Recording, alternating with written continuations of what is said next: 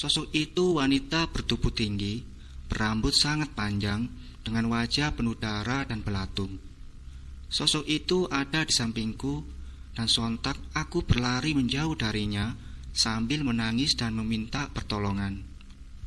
Aku mengumpat di balik tenda, lalu Nisa mengejarku dan menemaniku. Aku takut sekali. Jantungku sudah tak karuan, tubuhku pun lemas sekali. Lalu makhluk itu terbang ke arah Tia dan langsung menjilati tangan Tia yang sedang terbaring di tanah. Tubuh Tia sedang kejang-kejang dan mulutnya mengeluarkan busa dengan mata melotot. Perutku mual-mual, mataku kunang-kunang, dan aku tak sanggup melihat sosok itu meski dari balik tenda. Ketakutanku luar biasa, seluruh tubuhku bergetar dan panas dingin. Aku sontak kaget melihat Arif muntah-muntah juga dan tubuhnya tersungkur di dekat api unggun. Teman yang lain terlihat bingung dan ketakutan. Mereka membantu Arif dan membawanya ke tenda. Teman-teman yang lain sepertinya tak melihat apa yang kami lihat. Wajah mereka masih nampak kebingungan melihat kami muntah-muntah seperti ini. Makhluk itu terus saja menjilati tangan dan kaki Tia. Rambut dan kukunya sangat panjang. Nisa terus menangis melihat Tia. Sepertinya Nisa tak melihat makhluk itu karena raut wajahnya tak ada yang aneh. Air mata kami terus mengalir dan berdoa untuk keselamatan Tia. Aku memeluk Nisa dengan badan gemetar. Aku takut makhluk itu mendekati kami lagi. Pak Agung terus-terusan memegang tangan Tia dan membacakan sesuatu. Sepertinya Pak Agung pun melihat makhluk itu. Hanya saja beliau diam-diam, jangan sampai teman-teman yang lain ketakutan. Aku mengeluarkan kertas yang berisi doa dari ayahku dan aku menyuruh Nisa untuk membacakannya, karena aku tak sanggup mengeluarkan suara kencang. Tubuhku lemas sekali dan aku tak sanggup melihat ke arah Tia karena makhluk itu terus menjilati Tia dengan mata melotot yang kadang menatapku dengan sinis. Nisa membaca doa itu dengan suara yang lumayan keras. Nisa terus mengulang-ulang doa itu dan sontak semua kaget. Tubuh Tia seperti ular yang sedang berjalan di tanah, menggeliat persis seperti ular. Matanya melotot tajam. Makhluk itu masih saja berada di dekat Tia, tak menjauh sama sekali. Allahu Akbar, Allahu Akbar. Pak Agung bertakbir keras dan memegang kepala Tia.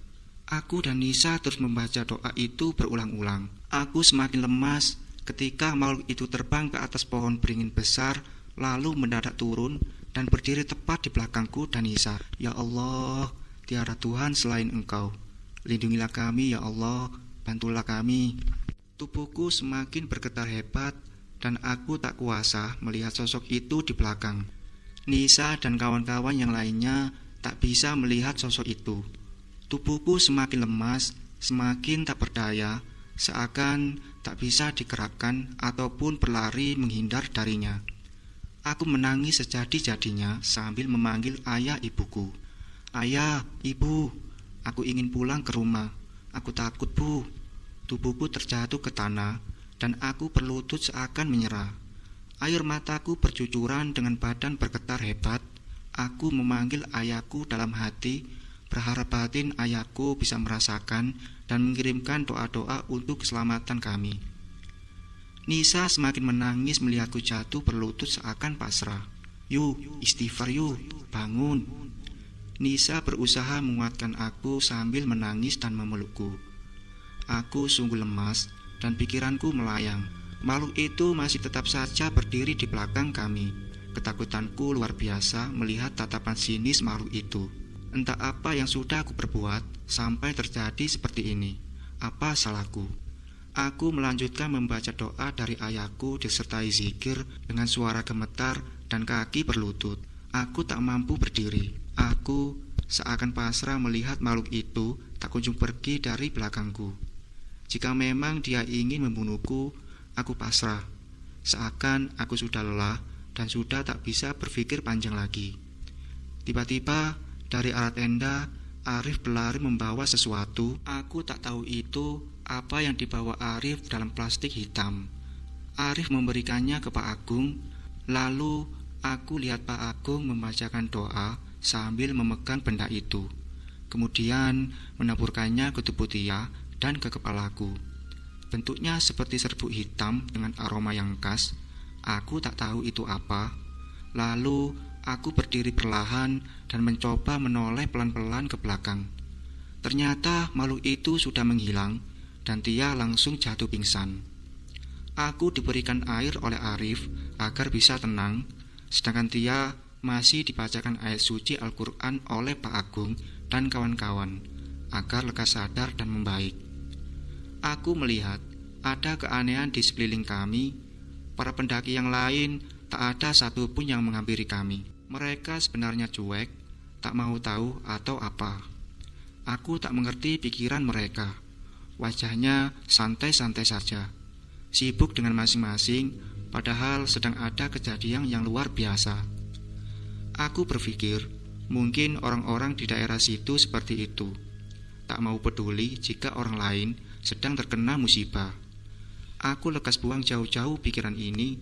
Tubuhku masih lemah sekali, dan Tia pun belum sadar juga. Arif, tolong bawa Ayu ke dalam tenda. Pak Agung menyuruh Arif untuk mengantarkanku ke tenda untuk beristirahat. Aku pun ditemani Nisa, sahabat terdekatku yang sangat baik. Aku sejenak merebahkan badan, walau pikiranku masih tertuju ke Tia. Nisa membuatkanku segelas teh manis hangat dan roti agar aku tenang dan bisa melepas lelah. Aku masih saja muntah setiap berbayang sosok makhluk itu yang penuh darah dan belatung. Aku masih takut dia kembali lagi. Selang beberapa jam, Arif memberikan kabar bahwa Tia sudah siuman. Aku dan Nisa langsung berlari menghampiri Tia yang masih tergeletak di lapangan bersama para dosen dan asdos. Kami memeluk erat Tia sambil menangis. Tak kuasa air mataku bercucuran dan dada terasa sesak melihat kondisinya tadi. Aku takut terjadi apa-apa dengan sahabatku. Tia, kamu sudah sadar? Kamu sudah gak apa-apa kan? Tanyaku sambil menangis. Aku gak apa-apa yuk, jawab Tia dengan suara pelan. Sepertinya sangat lelah wajahnya, masih lesu dan pucat. Ayo, Nisa, bawa Tia ke dalam tenda sekarang. Jangan tinggalkan dia sendirian. Pak Agung menyuruh kami membawa Tia dan jangan meninggalkan dia seorang diri. Aku dan Nisa pun menggandeng Tia menuju tenda. Tia sudah agak membaik dan mau makan. Aku buatkan teh hangat untuk Tia dan Nisa menyediakan makan malam untuk Tia. Walau kami belum lama kenal, tapi rasa kekeluargaan kami sangatlah erat. Kami sedikit bersenda gurau sambil bercanda melepas masa tegang. Aku pun tak banyak bertanya tentang yang dialami Tia tadi. Nanti jika sudah sampai Jakarta, barulah kami saling sharing. Aku memijat kaki Tia sambil bersenda gurau, dan Nisa memijat tangan Tia. Tia mengeluh bahwa semua badannya sakit nyeri-nyeri. Mungkin efek kerasukan. Aku masih bingung kejadian yang aku alami tadi, ucap Tia. Nanti saja ya baru cerita. Aku khawatir terjadi sesuatu jika kita membahas itu, ucap Nisa. Ya sudah, lebih baik kita istirahat dulu yuk, sudah malam, ajakku. Waktu sudah menunjukkan pukul 10:30 malam. Kami pun mulai melepas lelah. Sungguh banyak kejadian-kejadian di luar nalar yang kami alami. Aku, Tia dan Nisa tidur berdampingan di dalam tenda, sedangkan Agus dan Arif berada di luar tenda. Sepertinya mereka masih bercerita dengan Pak Agung dan yang lain. Malam ini terasa sangat sunyi sekali. Aku pun belum bisa tidur nyenyak. Aku lirik Tia dan Nisa sudah nyenyak sekali. Kutatap wajah Tia sepertinya lelah sekali. Aku gak tega melihatnya. Aku usap lengan Tia yang lebam dan berharap jangan sampai kejadian itu terulang kembali. Tia anak yang baik, anak yang pintar, dan tidak banyak tingkah. Aku bingung dan belum tahu alasannya mengapa Tia seringkali mengalami hal seperti itu. Waktu menunjukkan pukul 11:15 malam, dan mataku pun sudah mulai mengantuk. Aku mendengarkan lantunan surat Yasin terlebih dulu di HP-ku sambil menikmati udara di malam hari. Semakin malam udara di sini semakin dingin, menusuk ke seluruh tubuh. Lama-kelamaan Aku pun terlelap dalam tidurku bersama dengan lantunan surat Yasin. Keesokan harinya, pukul 4:30 pagi kami sudah siap-siap bangun dan alhamdulillah badan terasa lebih fresh. Kami melaksanakan sholat subuh berjamaah di depan tenda. Dilanjutkan sarapan dengan nasi goreng buatan Tia dan Nisa. Aku sungguh bahagia melihat teman-temanku semua sehat dan ceria lagi. Kami sarapan bersama di depan tenda. Subhanallah, udara pagi ini sejuk banget ya, indah sekali. Iya, bagus banget ya pemandangan hutan di pagi hari. Aku pun terlalu menikmati masakan buatan sahabatku, Tia dan Nisa, sambil mengabadikan momen dengan kamera ponselku. Jam sudah menunjukkan pukul 7 pagi. Kami siap-siap memulai penelitian ke hutan. Kami berkumpul dengan masing-masing asdor pendamping. Tia, kamu yakin mau ikut? Kenapa tidak istirahat saja? Ucapku. Tia, jika kamu merasa belum baikan, kamu gak apa-apa, gak usah ikut. Kak Putra pun menyuruh Tia agar tidak ikut, khawatir terjadi sesuatu yang tidak diinginkan. Tia pun menolaknya, dia tetap ingin ikut. Lalu Pak Agung memberikan sesuatu di plastik hitam agar dibawa Tia dan disimpan dalam kantong celananya. Tia, silakan kamu ikut. Insya Allah tak akan terjadi apa-apa, perintah Pak Agung. Aku pun agak sedikit lega jika Pak Agung sudah mengizinkannya. Semoga penelitian hari ini berjalan lancar. Aku berharap tidak ada lagi kejadian-kejadian aneh. Pukul 7:30 pagi, kami memulai penelitian dengan jalur yang berbeda-beda setiap kelompok. Lokasi kami ke arah utara, tepatnya mendekati sumber sungai. Tak jauh dari lokasi aku terpleset sewaktu pendakian. Tak lupa kami berdoa bersama sebelum berangkat penelitian. Peralatan yang kami bawa pun sedikit, hanya tas ransel, buku, pulpen, makanan dan minuman saja, serta jas hujan. Kami diarahkan oleh Kak Putra, jalur-jalur yang akan kami lewati. Kami mulai mencatat, menggambar dan mengidentifikasi jenis tumbuhan yang kami temui di Gunung Salak. Kak Putra menjelaskan habitat dan karakteristik tumbuhan yang kami temui tersebut. Teman-temanku sepertinya sangat menikmati penelitian perdana ini. Memang seru sekali. Aku lebih banyak memegang kamera untuk mengabadikan foto tumbuhan tersebut. Sedangkan yang fokus mencatat adalah Nisa dan Tia. Agus dan Arif mencari spesies baru di sekitar jalur penelitian. Tak terasa sudah banyak jenis tumbuhan yang kami temui. Sudah ada 20 jenis. Kami pun beristirahat sejenak di sebuah pohon besar yang berakar menjulang. Sungguh rindang sekali. Waktu sudah menunjukkan pukul 10.30 dan kami masih terus melanjutkan penelitian itu. Seketika aku kebingungan melihat tempat ini, seperti pernah aku jumpai, tapi aku lupa kapan dan di mana. Aku terus melewati pohon-pohon besar dan mengabadikannya lewat ponsel HP sambil menggambar jenis tumbuhan yang aku lalui. Tiba-tiba Tia mendekatiku dan membisikkan sesuatu tanpa sepengetahuan teman-teman yang lain. "Yuk, kamu lihat ke atas itu," ucap Tia sambil menunjuk jari ke atas. "Ada apa ya?" "Itu, ada rumah yang aku lihat. Rumah ibu-ibu yang waktu itu kita ketemu di kamar mandi." Ucapan Tia membuatku kaget. Oh iya betul, ada rumah kecil rupanya di atas. Tak terlihat ada penghuninya. Aku sambil menatap rumah itu dengan curiga.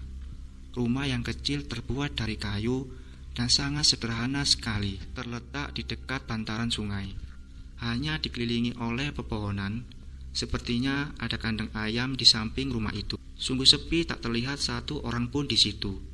Aku dan Tia semakin penasaran, tapi laki-laki Arif tahu yang kita bicarakan. Dia menghampiri kami dan melarang kami membicarakan hal-hal yang di luar dari pembahasan penelitian. Agus, Nisa, dan Kak Putra tampak serius sekali menggambar spesies tumbuhan yang ditemui. Hanya aku dan Tia yang sibuk membahas rumah itu. Aku pun tak tahu mereka melihat keberadaan rumah itu atau tidak. Penelitian pun terus berlanjut dan pada akhirnya titik lokasi hampir mendekati rumah kayu itu. Tapi anehnya, Teman-teman tak ada yang heran melihat rumah tersebut. Entahlah, mungkin hanya aku dan Tia saja yang kesannya terlalu melebih-lebihkan sesuatu. Aku pun mengabadikannya lewat kamera ketika aku sedang membuat video di sekeliling titik lokasi penelitian itu. Aku mendapatkan sosok yang sangat menegangkan terekam kamera.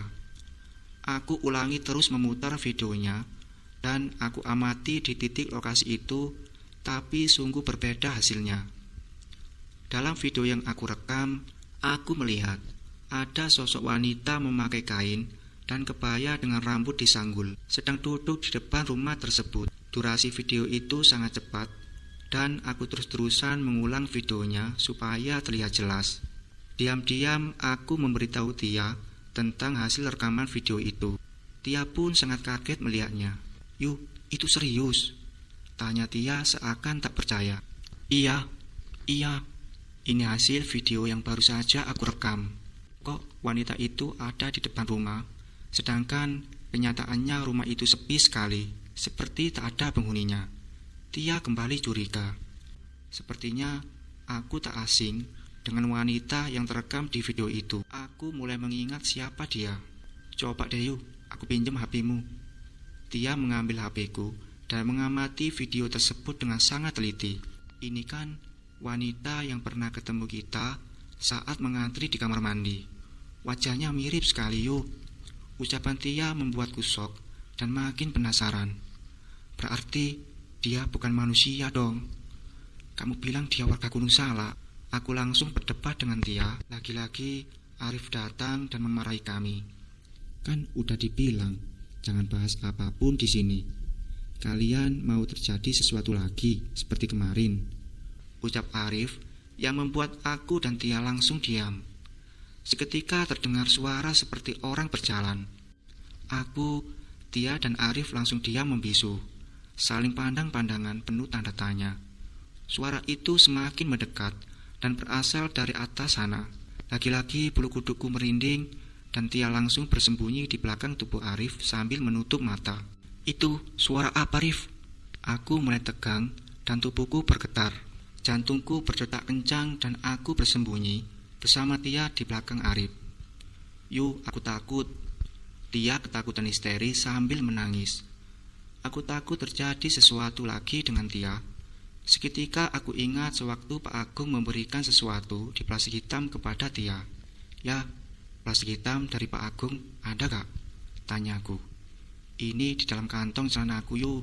Nanti kalau makhluk itu datang, kita lempar pakai itu aja." Suara itu semakin mendekat, seperti menggema dan membuat bulu kuduku berdiri. Aku, Tia dan Arif bersembunyi di semak-semak dekat pohon beringin. Sedangkan Agus, Nisa dan Kak Putra ada di bawah sedang mengamati tumbuhan. Mereka tidak tahu kejadian itu, karena mereka tidak bisa melihat dan merasakan keberadaan makhluk gaib, seperti kami bertiga. Entahlah karena apa, kami bisa berbeda dengan mereka. Suara menggema tersebut semakin mendekat. Kami bertiga pun menutupi wajah kami di semak-semak belukar, agar makhluk tersebut tidak melihat kami. Ketika aku melihat ke atas, kaki makhluk itu mulai terlihat dan tidak menapak ke tanah. Astagfirullahaladzim, Tia, makhluk itu semakin mendekati kita. Aku takut kakinya tidak menyentuh tanah dan tubuhnya berbulu, tinggi besar, kepalanya tidak ada. Aku langsung histeris ketakutan, tubuhku bergetar dan jantungku berdetak kencang. Allahu Akbar. Arif sontak kaget, tubuhnya bergetar. Apa yang harus kita lakukan? Aku takut dia membunuh kita. Tia gemetaran sambil menangis. Aku takut ya. Suaraku mulai terbata-bata ketakutan dan tubuhku merinding melihat lehernya bercucuran darah. Kita mulai bersolawat sambil memejamkan mata aja. Kita fokus berlindung kepada Allah. Tiada daya dan upaya melainkan pertolongannya, ucap Arif. Aku semakin gemetaran tak karuan. Tubuhku lemah sekali. Aku dan Tia masih ada di belakang tubuh Arif sambil bersembunyi di semak-semak. Makhluk itu semakin terlihat jelas. Dia berjalan tanpa kepala. Bagian lehernya keluar darah bercucuran dan tubuhnya dipenuhi bulu hitam lebat. Bau busuknya sangat menyengat. Aku menahan muntah ketika mencium aromanya yang sangat luar biasa busuk. Tangan besarnya yang berbulu itu memegang sesuatu dengan darah bercucuran. Ternyata itu kepalanya yang dia bawa-bawa. Kepalanya penuh darah. Sungguh menyeramkan sekali.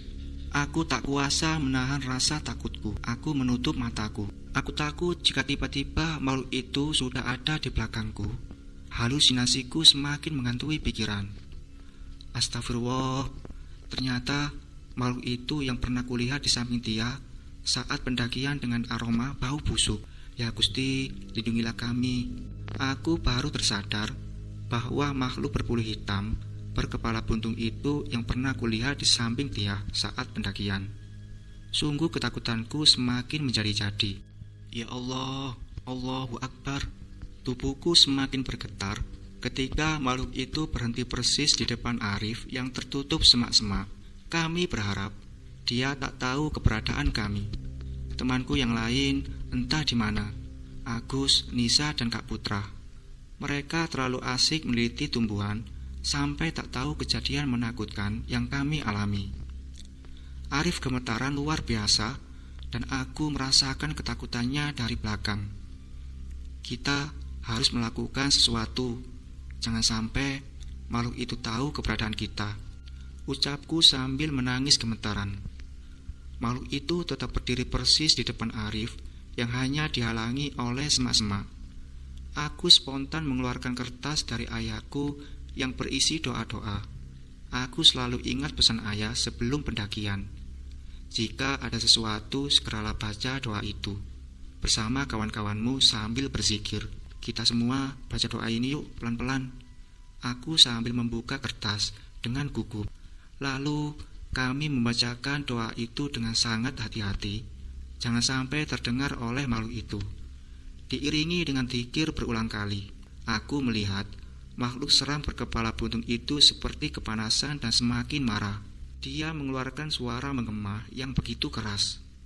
Aku sama Tia semakin ketakutan, tapi kami tetap melanjutkan doa ini. Dan Tia sontak melemparkan serbuk yang diberikan oleh Pak Agung ke arah makhluk seram itu.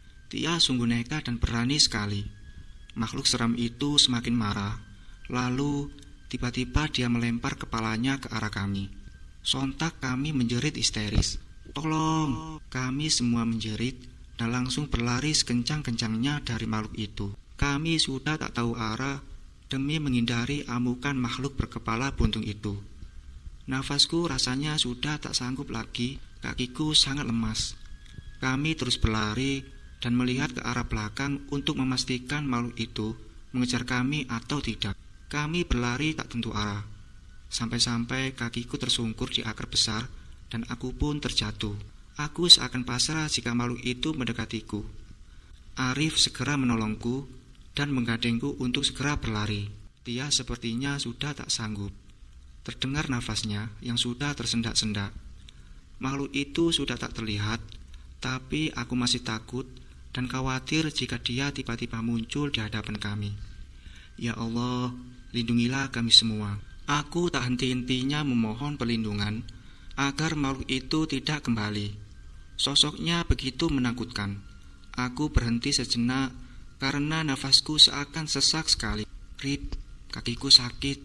Sudah tak kuat berlari. Aku sambil menangis dengan suara terbata-bata. Aku juga sudah gak sanggup lagi, Rip. Nafasku sesak. Tia pun menyerah.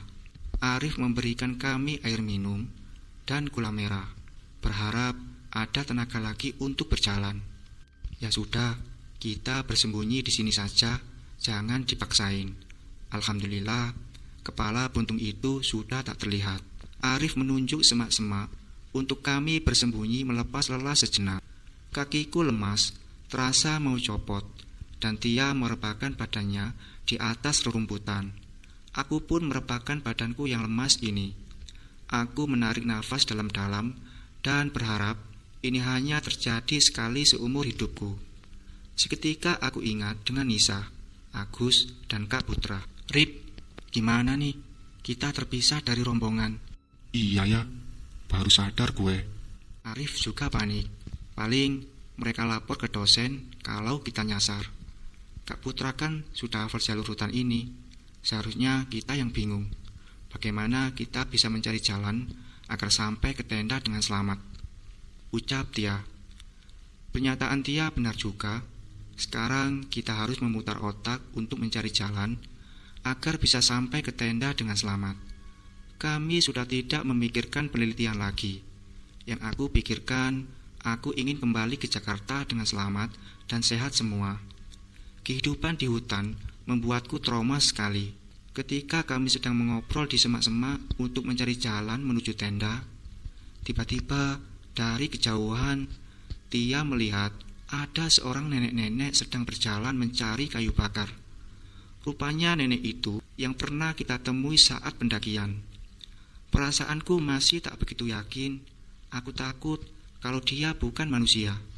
Seperti halnya dua makhluk yang mengantri dengan kami di kamar mandi. Coba lihat, ada nenek-nenek itu yang ketemu kita saat masih di pos 1. Tia sambil menunjuk ke arah nenek itu yang sedang sibuk mencari kayu bakar.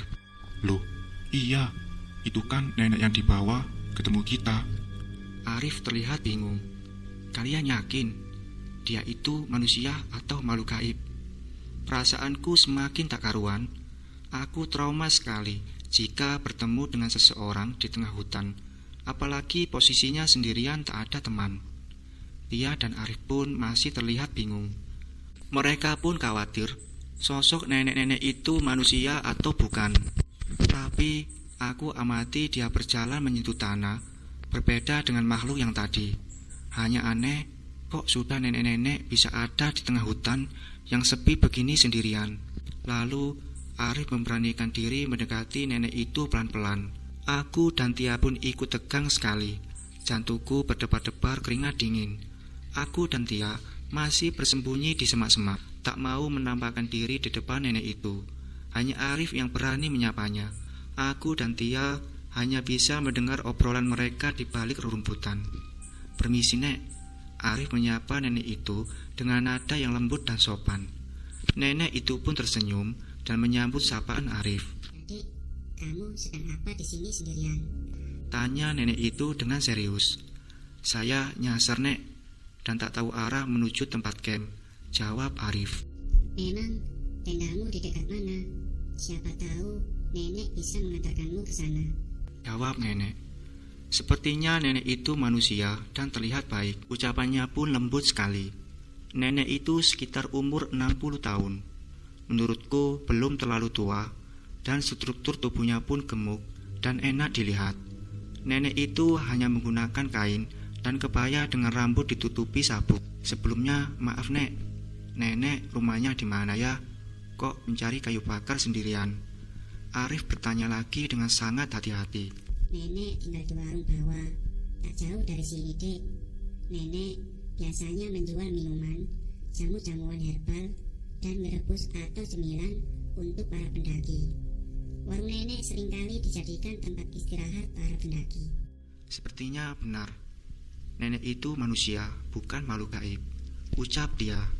Iya sih, jawabannya terdengar bahwa dia benar-benar manusia, tambahku. Mampir dulu saja ke warung nenek, makan dan istirahat sebentar. Nenek menawarkan Arif untuk beristirahat di warung nenek.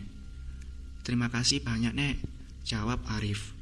Lalu aku dan Tia pun memberanikan diri mendekati mereka. Tapi sebenarnya jantungku masih berdebar kencang. Pikiranku masih membayangkan sosok kuntilanak berambut panjang dan sosok berbulu hitam berkepala buntung itu. Menyeramkan sekali. Permisi, aku memberanikan diri menyapa. Ini siapa, Dek? Tanya nenek ke Arif. Ini sahabatku, Nek. Kami satu kelompok dan sama-sama nyasar ke sini, jawab Arif. Oh, sahabat kamu. Ya sudah, ayo mampir dulu ke warung nenek. Aku melihat nenek itu memandang Tia dari awal perkenalan tadi. Tia pun menjadi takut melihat tatapan nenek itu. Tia memegang tanganku seakan memberikan kode bahwa dia mulai takut. Wajah nenek itu sepertinya menyimpan sesuatu ketika melihat Tia. Kami menerima tawaran nenek itu untuk beristirahat di warungnya. Siapa tahu nenek itu bisa mengantar kami sampai ke tenda.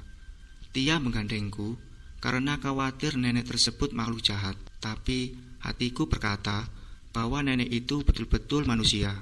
Memang tidak masuk akal jika kita bayangkan seorang nenek-nenek hidup sendiri di tengah hutan yang begitu seram. Sunyi sepi, tak ada penghuni lain kecuali para pendaki yang lewat. Sudahlah. Yang terpenting kami bisa pulang dengan selamat. Aku sangat merindukan keluarga di rumah. Kehidupan di hutan membuatku trauma dengan kejadian-kejadian yang sudah terjadi. Arif sepertinya asik mengobrol dengan nenek itu sambil berjalan menuju warungnya. Jaraknya lumayan jauh, hampir menuju ke pos 2 seingat aku. Tapi aku betul-betul tak hafal jalan menuju tenda ke arah yang mana. Waktu menunjukkan pukul 12:30 siang. Kami belum melaksanakan sholat zuhur dan perutku terasa lapar sekali. Sedangkan cadangan makanan di tas hanya sisa sedikit. Itu pun hanya makanan ringan. Singkat cerita, sampailah kami di warung nenek itu. Warungnya kecil sekali, hanya terbuat dari kayu dan terdiri dari 2 sekat atau 2 ruangan.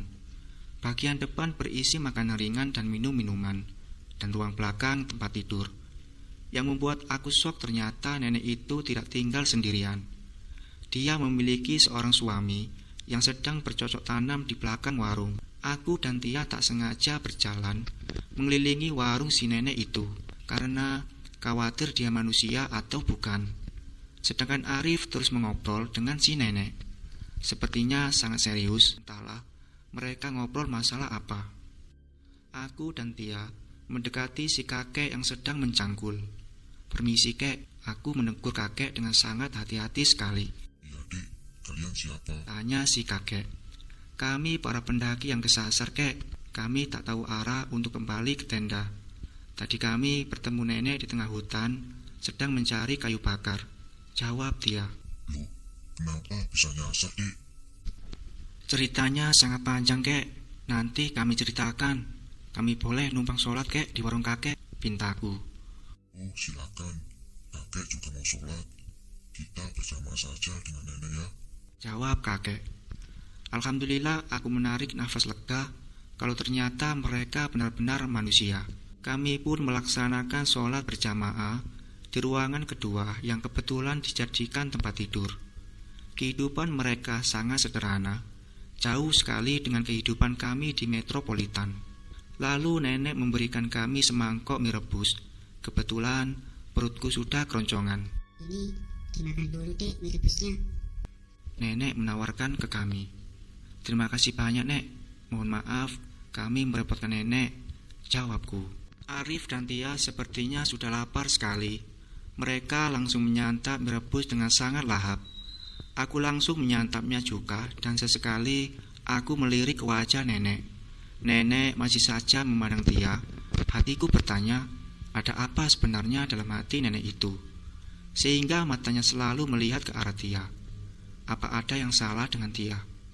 Lagi-lagi aku sambil memperhatikan wajah Tia, tapi tak ada yang salah dengan Tia. Kami selesai menghabiskan mie rebus, lalu aku membawa piring kotor milik Tia dan Arif. Aku sengaja membawanya ke belakang untuk mencuci piring-piring tersebut, dan berharap aku bisa ngobrol dengan si nenek lebih dalam. "Biarkan dek, tidak usah dicuci. Biar nenek saja yang bersihkan nanti."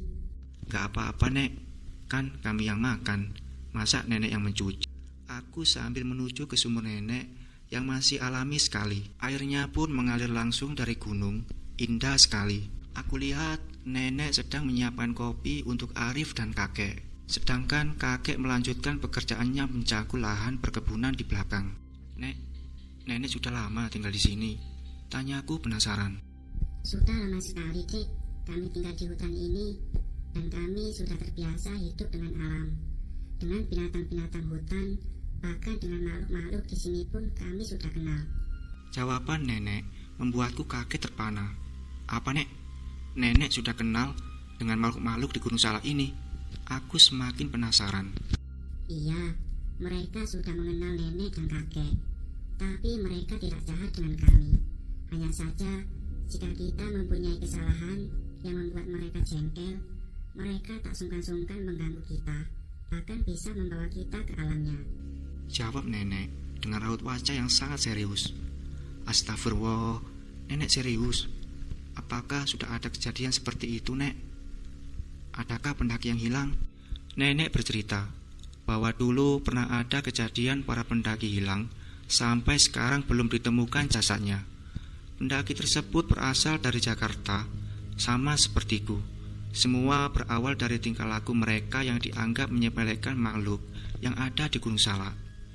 Seakan menantangnya, lalu tiba-tiba muncul kabut yang membuat mereka terpencar. Sampai sekarang, para pendaki tersebut belum juga ditemukan sekitar 3 orang.